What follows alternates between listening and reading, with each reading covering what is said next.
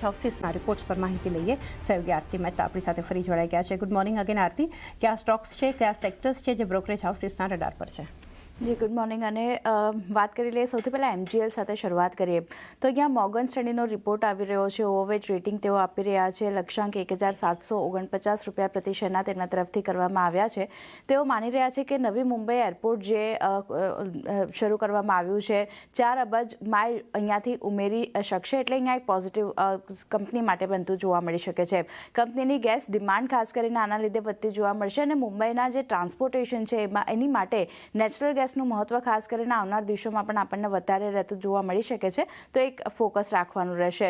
એરપોર્ટથી કંપનીનું gas consumption જે છે લગભગ 100 બેઝિસ પોઈન્ટ્સથી વધતું પણ જોવા મળી શકે છે, એટલે પોઝિટિવ નોટ છે. MGL આજે એક ફોકસમાં રાખવાનું રહેશે.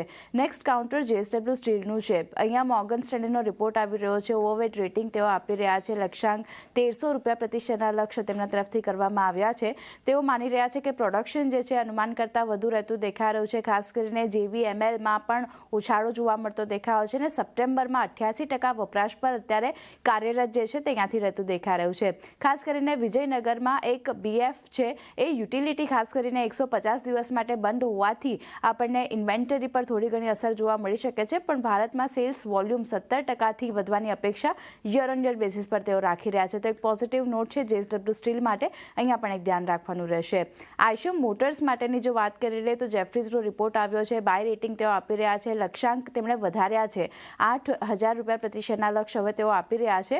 તેઓ માની રહ્યા છે કે રોયલ એનફિલ્ડ રજિસ્ટ્રેશન ગ્રોથ ખાસ કરીને મજબૂત રહેતો દેખાય છે. યર ઓન યર બેસિસ પર 14% વધારો ત્યાં જોઈ રહ્યા છે.